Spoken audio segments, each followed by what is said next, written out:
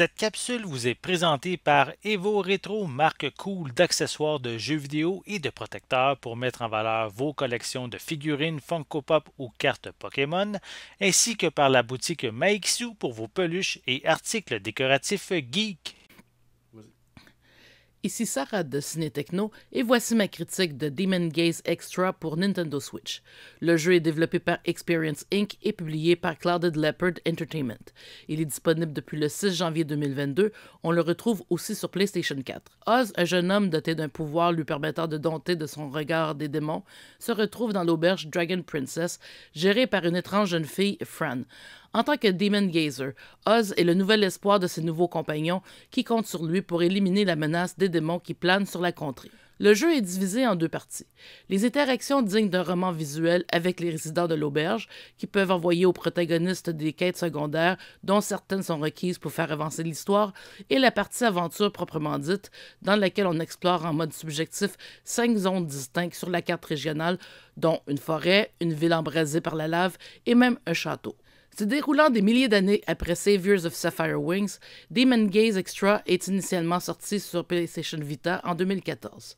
Couronné d'un beau succès d'estime, il a fait connaître en Occident son développeur Experience Inc., studio dérivé d'anciens développeurs de jeux Wizardry japonais. Depuis, presque tout le catalogue d'Experience a été traduit officiellement en anglais, mais la ressortie de Demon Gaze en version extra permet de revisiter cet univers, même si les liens avec Sapphire Wings se limitent principalement au retour de certains ennemis.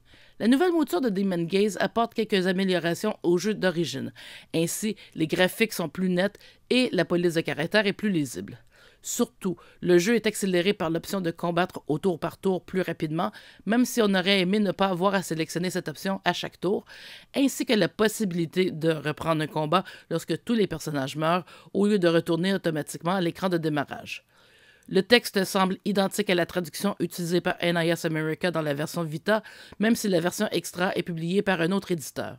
La trame sonore est toujours aussi excellente qu'auparavant. Malheureusement, les défauts de Demon Gaze sont toujours aussi présents. Plus particulièrement, il peut parfois être difficile de savoir ce qu'il faut faire pour avancer dans l'histoire et la description des quêtes secondaires n'est pas très détaillée.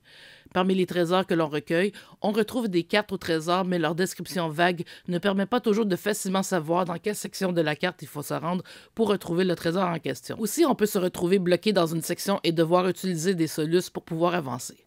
Finalement, le jeu n'est pas destiné à tous les âges, puisque les personnages féminins sont souvent très légèrement vêtus, même que dans certaines scènes, nous sommes à deux doigts de la nudité. Cela étant dit, l'humour est aussi omniprésent et empêche l'intrigue de sombrer dans un ton trop lugubre. 8 ans plus tard, Demon Gaze n'a pas pris une ride, même si la version extra aurait pu inclure du nouveau contenu ou d'autres améliorations pour éviter les cul-de-sac. Il faut tout de même souligner que des DLC gratuits sont proposés, contenant des ensembles de personnages tirés des autres jeux d'Experience, dont Death Mask, NG et Demon Gaze 2. Les joueurs de la première heure sur Vita resteront probablement trop sur leur faim pour justifier un retour dans ce jeu, d'autant plus qu'il est vendu à plein prix en version numérique.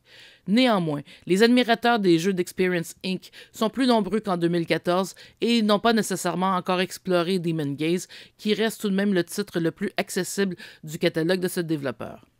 Demon Gaze Extra obtient la note de 8.5 sur 10. Merci d'avoir été à l'écoute.